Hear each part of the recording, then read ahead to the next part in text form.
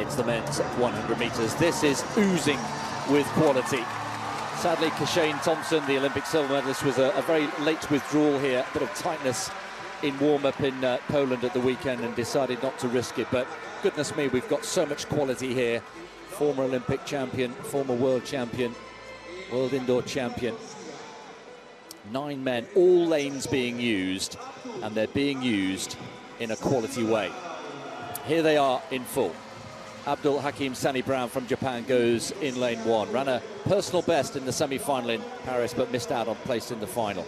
Hakeem Blake from Jamaica. His motto, slow feet don't eat, and I'm hungry.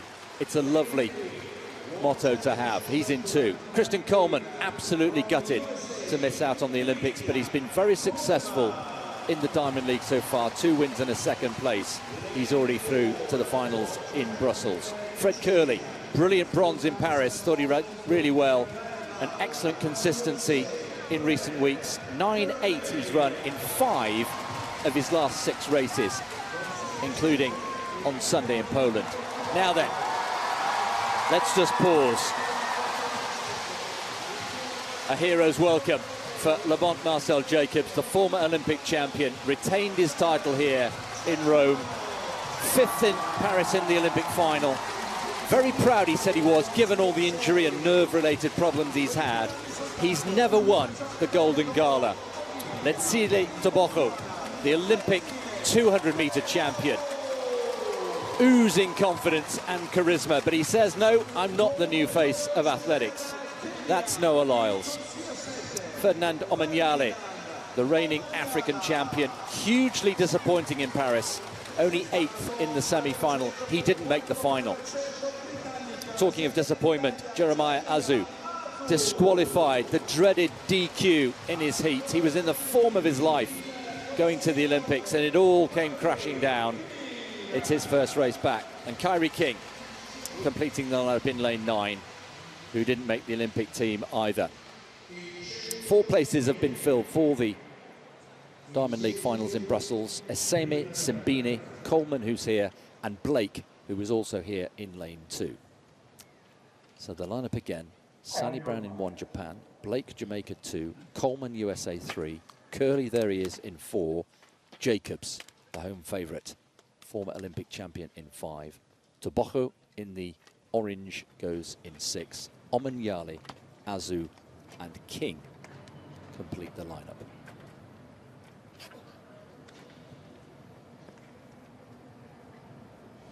Meeting record 9.75, Justin Gatlin. Men's 100 metres.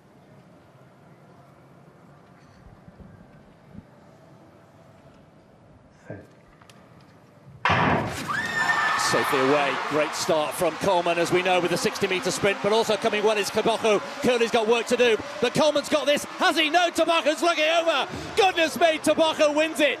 9.87. The cheeky chappie looking over to Coleman as if to say, you may be good over 60, but I've got you over 100. Well, he says, I'm not the new face of sprinting. I'm really not. But everything he's doing at the moment is turning to gold. He took the title in Paris over 200. He came back and won in Lausanne, and he's done it here in the 100. Gets on really well with Curley. He's a brilliant character. He's a breath of fresh air for the sport.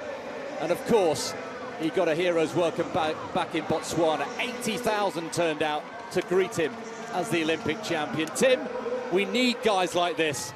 That was brilliant from Tebaco. Well, we need guys like this. He's 21. He's got years and years of great racing to come, years of improvement. But, Chris, I am flabbergasted. He's run 9.87. I'm astonished. He was easing back from 15 metres out. He knew he'd got the race won. He glanced across to his left, stared, gave the eyeball to Coleman and Curley, the bigger names prior to Paris, and destroyed that field. He's run 9.87. He's given away about a metre there. I mean, look at him here on the near side in the orange. Coleman brilliant over the first 60, then he gets run down. Tebaco glancing across at those two, 20 metres out. Arms down by his sides, sprung wide, spread wide, and clearly that he could have run, well, the fastest time in the world this year is 9.77. He could have run a world best there, I'm sure. He's run 9.87, cruising home casually. Astonishing. Well, it was astonishing. And we think back to Cali when he took the World Junior title. He was wagging his finger at this point, wasn't he, in that race, as well as looking over. I'm not sure Coleman will thank him for that. Coleman got out really well. We'll see it again in a moment. We expect him to, because he's brilliant over 60. Well, tebaco left a picture there, kept his head down nice and low. Jacobs doesn't look right, does he? Looks heavy, looks unbalanced, looks kind of awkward. I think he's still running with compromised form. He was way down the field there, eased off long before the line. In fact, 9th and last in 10.20, but he'd eased off 25 metres out, I think, when he knew the race had gone. Crowd will be disappointed with that. Tamberi couldn't give him the win in the high jump, but they have nonetheless a fabulous evening's athletics here with several meeting records. Perhaps the pick of the bunch, well, it's hard to say. Nugent maybe in the 100-metre hurdles, 12.24, as we see tebaco's time confirmed there, 9.87, Chris, and that could be so different. Yeah, it could have been different if he had not started celebrating, rounded up to 9.87, but that is quite a statement. That is a quality field to beat. Tebaco backing up his Olympic success in Paris, and well, he is very much the man in form at the moment. Took 8 days off after Paris, didn't do anything, and still won in Lausanne.